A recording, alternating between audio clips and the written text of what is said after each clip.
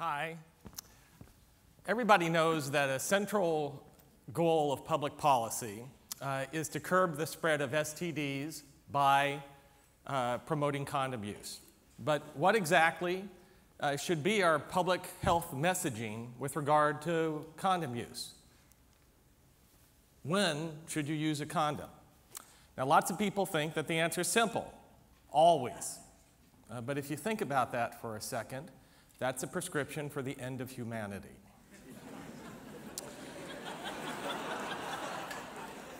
Fallback answers are dangerously imprecise or unworkable.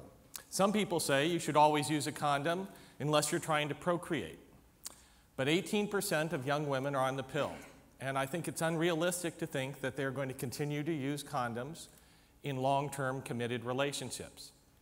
Still, other people suggest that you should use a condom until you and your partner have had negative STD tests for 6 months. But that standard is a little bit dangerous because you have to trust that your partner is being monogamous. Since 2003, the President's Emergency Plan for AIDS Relief has been promoting the ABC strategy. ABC strategy stands for abstinence, be faithful, and use a condom. Now, besides the annoying non-parallelism of this strategy, this is dangerously imprecise. It can't be that they're suggesting that you should both be abstinent and use a condom. But also, the implied or is dangerous. The idea that it's all right to not use a condom if you are faithful is dangerous. And even if be faithful means that you and your partner are faithful, a major cause of STD infections and pregnancy is people fooling themselves too quickly into thinking that that partner is the special someone who is trustworthy. Instead, today, I am going to suggest a partial guide, a clear and simple rule for condom use. You should use a condom the first 3 times you have sex with someone else. I'm not saying that you should use a condom the first 3 times you have sex. This is partner specific. It's a suggestion. It says that you should use a condom the first 3 times you have sex with any other particular person. Now, it's only a partial rule. Prudence will suggest that you continue to use condoms judiciously after the first 3 times you have sex. I'm not speaking to that. But my central claim is that wide adoption of the rule of 3 by itself might end the prevalence of many STDs. To see why this is so, let's take a pop quiz. All right? Imagine that you had the population of couples in the United States that just had sex with each other for the first time. Ask yourself, what's the probability that they will have sex with each other a second time? It turns out that the answer is pretty close to a coin flip. Crunching numbers on the National Health and Social Life Survey, I found that of couples that had sex together with each other for the first time, there was about a 46% chance that they would not have sex a second time. You know, the Urban Dictionary definition of this is a one-night stand. So this is a chart to help see how STDs spread through a network. Just getting couples to use a condom the first time they have sex with each other has the impact of removing a large part, roughly half, of the nodes for transmission.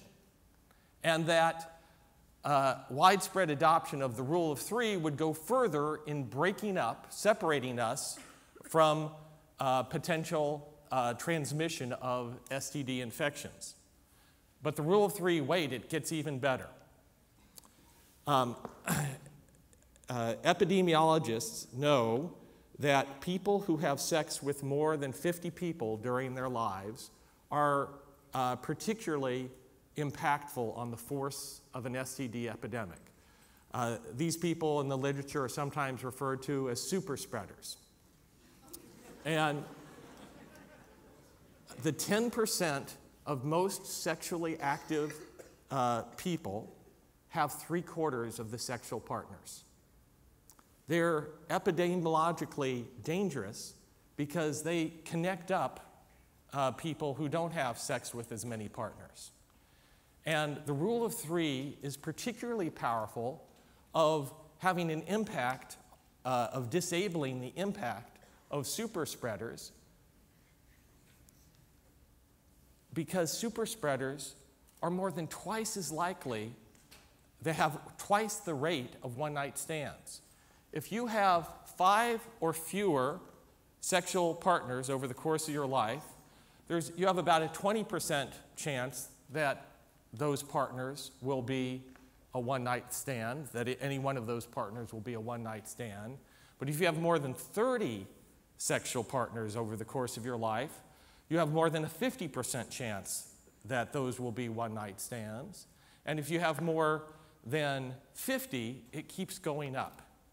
And so one of the powerful things about the rule of 3, it's one of the few public policies that can take action against the impact of super spreaders without policy people or you having to know whether the person you're about to have sex with is a player.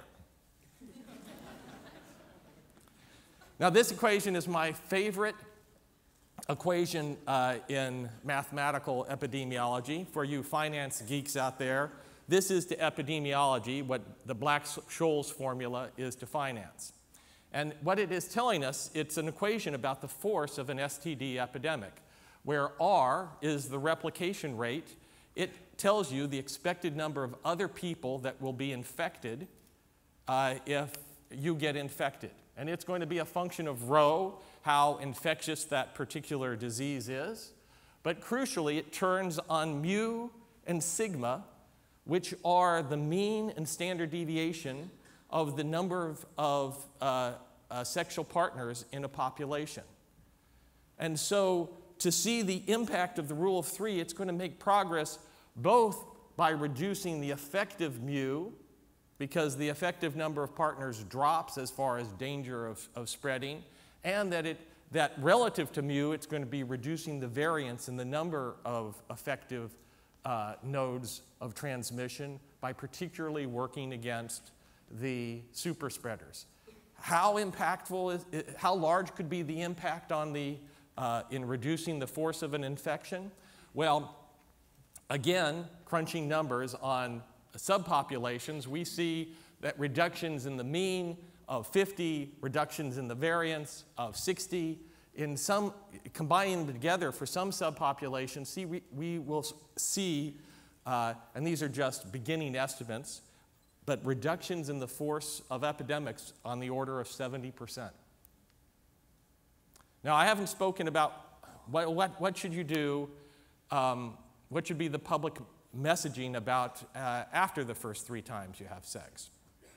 And isn't it a problem that if the message becomes the rule of 3, that the public might take the lesson that they don't have to use condoms after the first time they have sex with somebody else?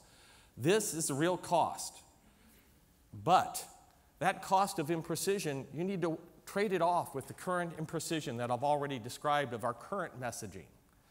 And I say here today that the benefits of reduced impact from adoption of greater condom use for the first 3 times of sexual partnering is very likely to outweigh the costs of even having reductions in condom use after the first 3 times. So, there is a widely given piece of advice called the 3-date rule, that you shouldn't have sex with somebody at least until the 3rd date. And it's probably a pretty good idea, but I can imagine reasons why you might make exceptions. The rule of three should be more unwavering. No matter what, use a condom the first 3 times.